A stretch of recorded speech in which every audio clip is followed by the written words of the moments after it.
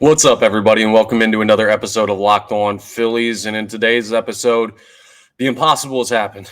The Philadelphia Phillies have lost the series. Ranger Suarez lost the game. Didn't know that we'd ever see the day, but we're going to discuss why this is normal. Let's remember, it's normal to lose sometimes. We'll talk about the Colorado series. Also, we'll preview a matchup between the Phillies and the Giants, and we got to react to the big injury in baseball from the weekend. Ronald Acuña Jr. done for the year. What does it mean for the Phillies? All of that on today's episode.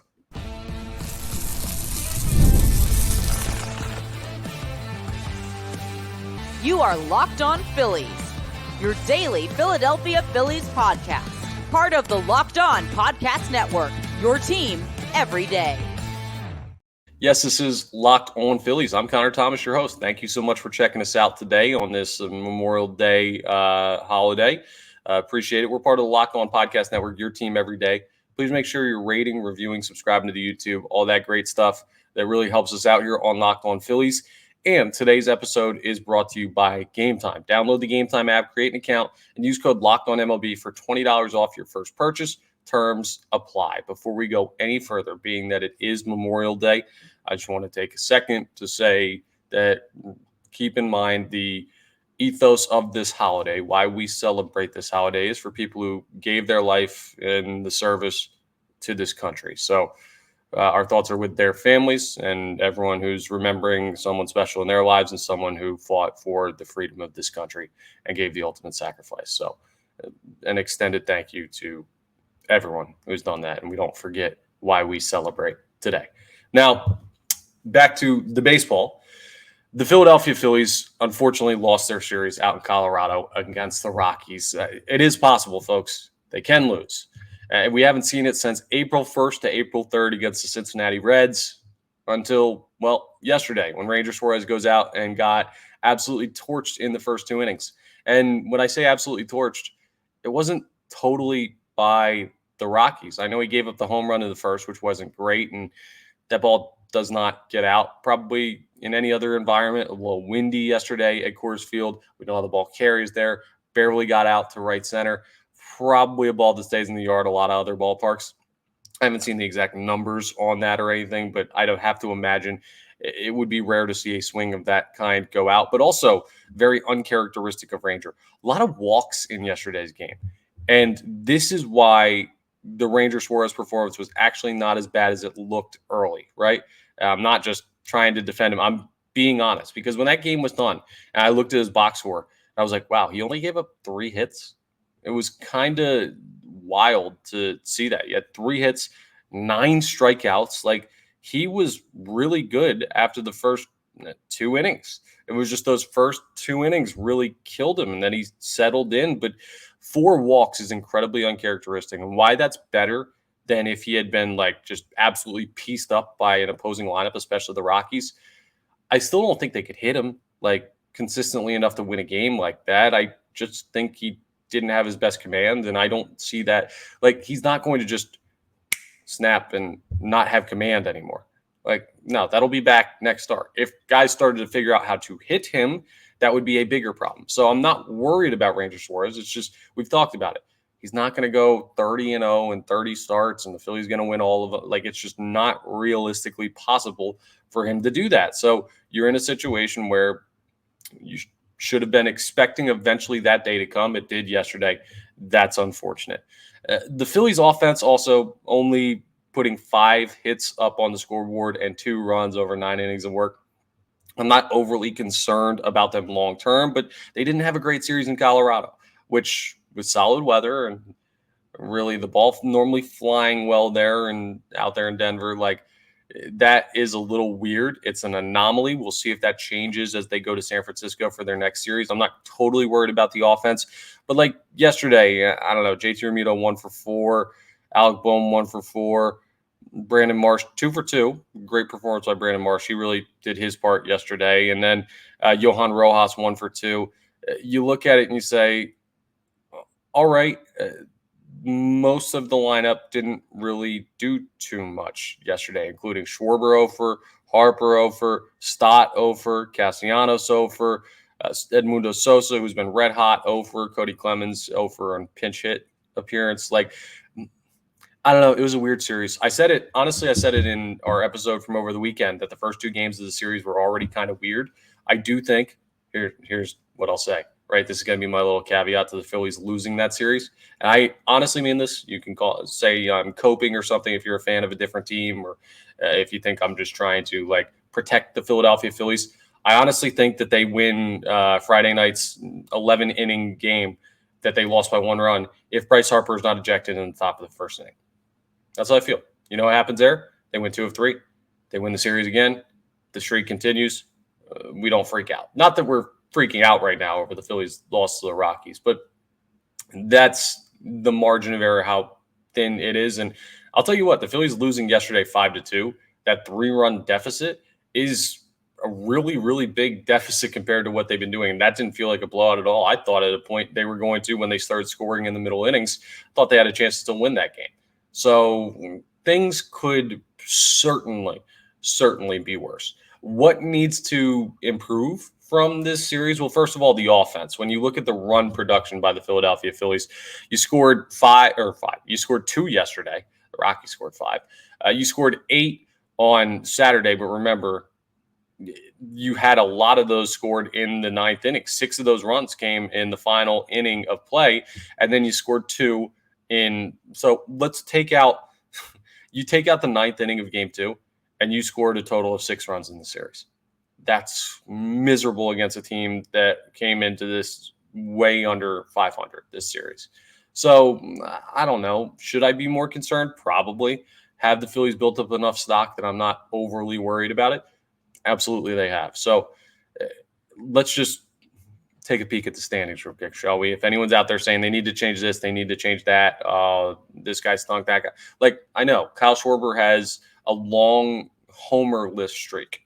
I think he's just saving them up for June because we know how he hits once the month turns, their calendar, I should say, turns to June. We have, 7 days until that happens? So, yeah, I think we'll be all right. Not even 7 days. 1, 2, 3, 5 days until it becomes June. So, yeah, I think we'll be okay with Kyle Schwarber. Nick Castellanos hasn't really broken out. Bryce Harper kind of been up and down, but he homered in game 2. It was just a weird series. I'm not too worried about it. That's all I'm chalking this up to. We can change our evaluation at some point.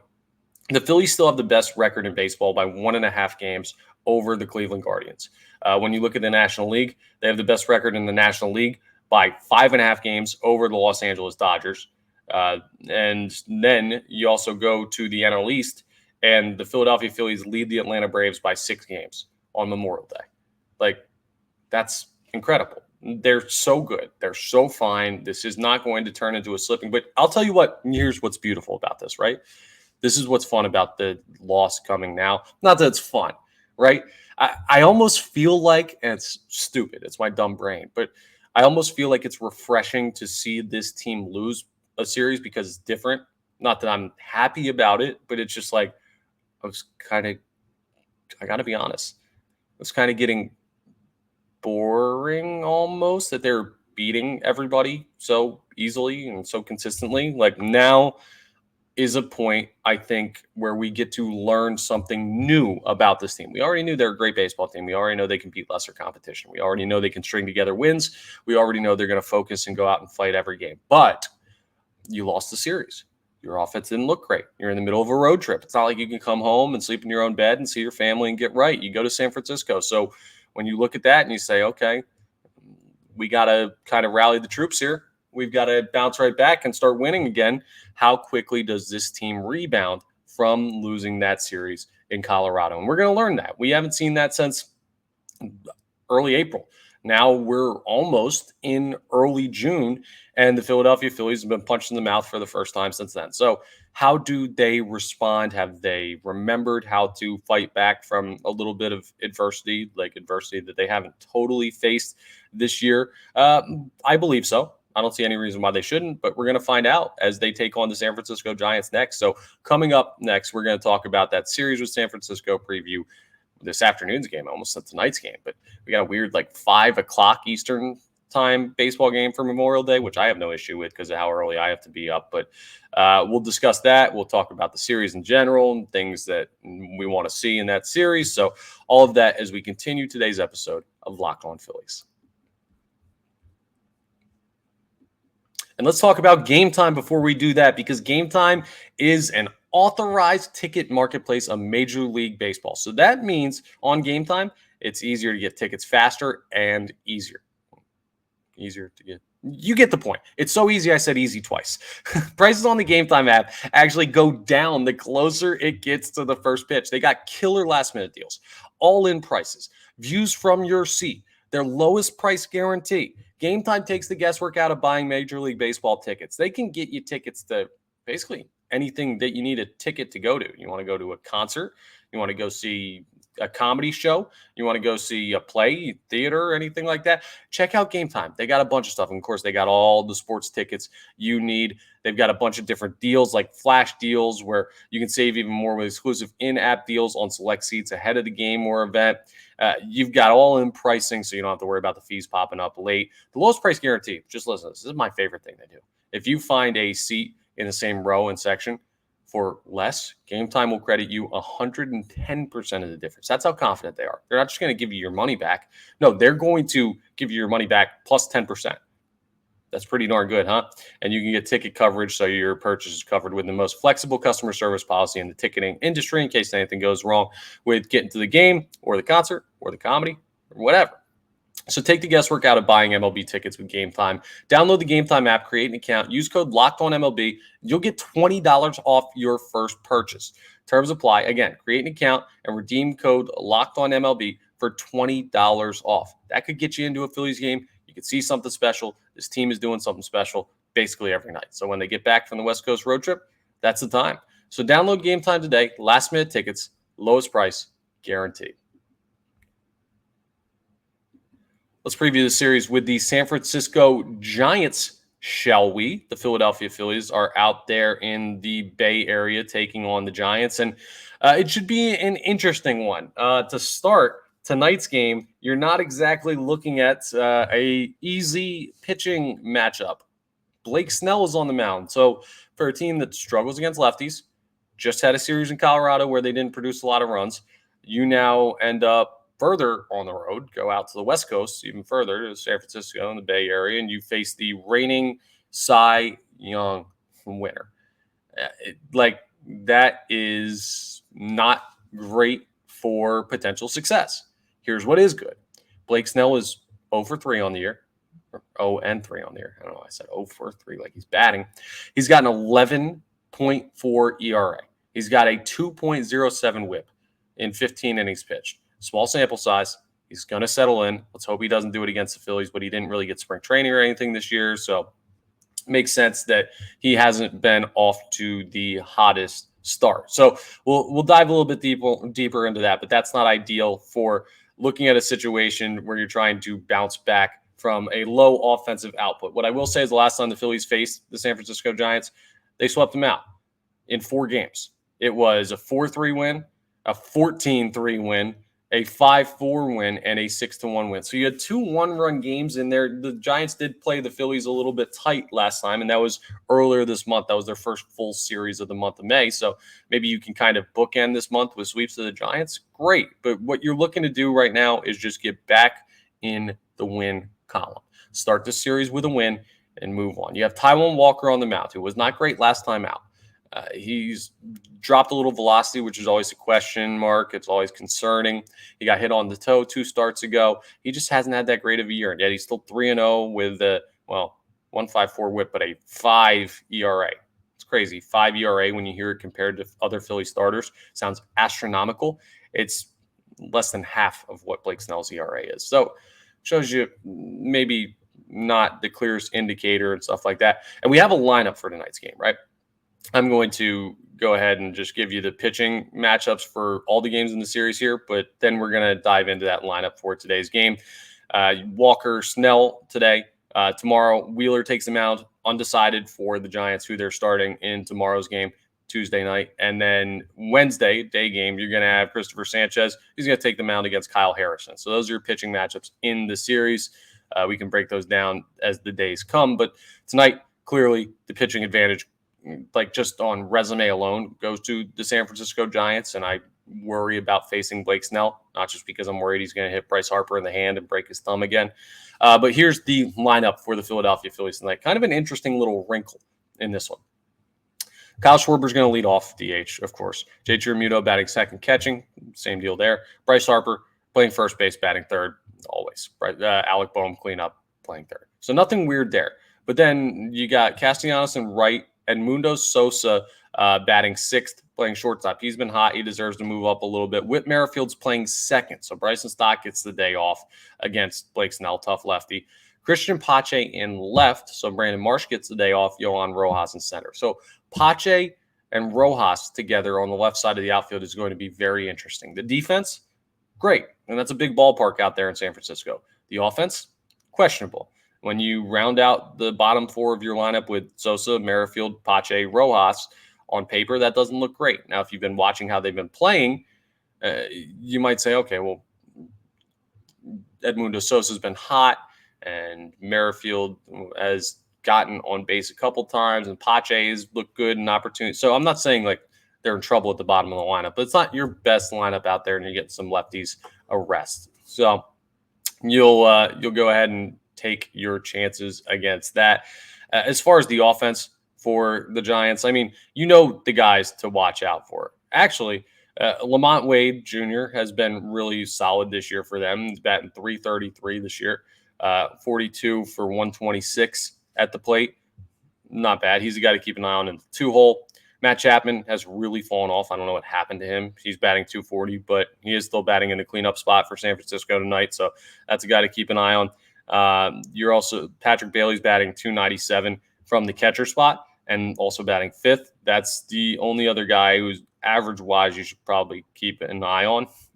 They don't really have too much offensively. So hopefully Taijuan Walker can have a big game and the Phillies can score like 4 and just get out of there with a nice, comfortable victory where you don't have to do too much. Or the offense could explode up Blake Snell and make us feel even better. So that's good news for the Philadelphia Phillies that they're facing a lineup that isn't great because their offense hasn't been producing too much.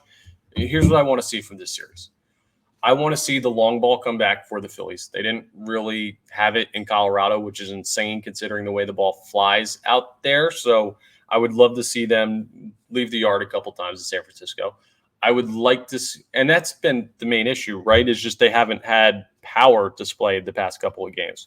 It's not that they haven't been putting together solid at bats. It's not that they're like striking out a boatload more than they normally do. They're going to be a heavy strikeout team because they have a couple of guys that just like to be aggressive and swing hard. But I also I want to see them display power. I want to see them doubles in the gap, triples, stuff like that, more than what we saw. And I know that had a triple or maybe a couple in Colorado. You understand my point. I also want to see the starting pitching be a little bit more just stable, feels like.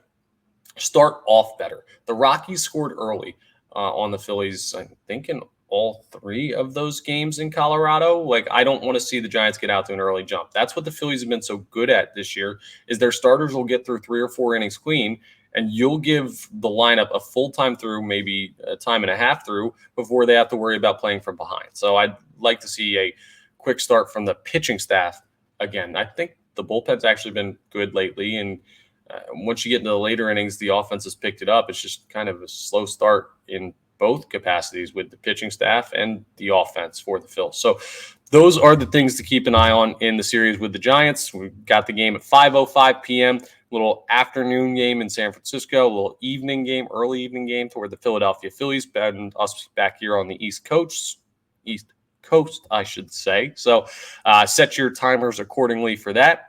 And hopefully the Phillies can get back off the schneid after dropping that series to the Rockies. But we'll continue to break down that series in the coming days. Coming up next, we're going to talk about some injuries to some big-time players, mainly what happened yesterday to Ronald Acuña with the Atlanta Braves.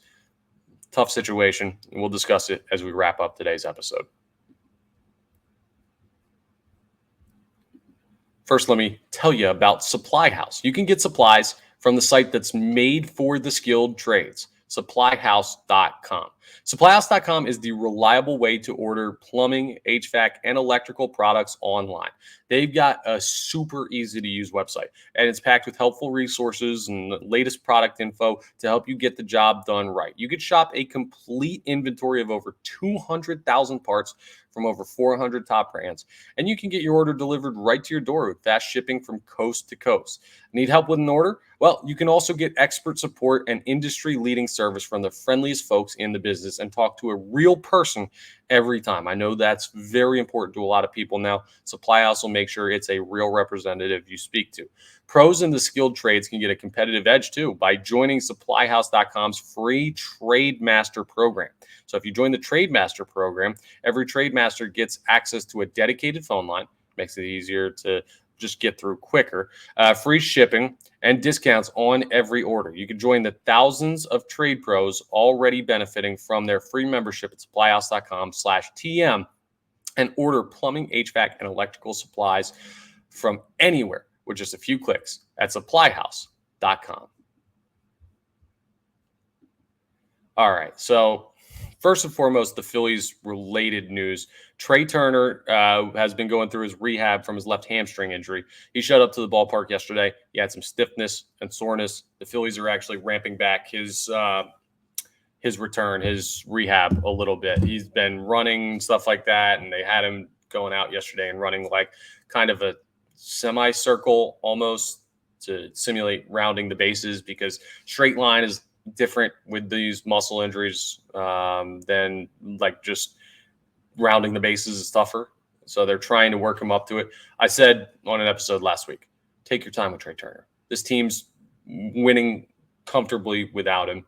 Not that he's not needed, but just like there's no reason to rush him. So I think it's smart to pull back. It sucks he had a little bit of a setback. It doesn't seem anything like too concerning, but they're just being uber cautious with him because they do not want a situation like what happened in Atlanta over the weekend. So we'll keep you updated on Trey Turner's status as we find out more and as he continues to progress through that rehab. But it's going to be a lot of Edmundo Sosa and Whit Merrifield up the middle until you hear from anybody else on the Trey Turner situation. But that pales in comparison to what happened with Ronald Acuña Jr. Now, you'll remember back in 2021 when the Braves won the World Series, Ronald Acuña Jr. had a non-contact injury that ended his season.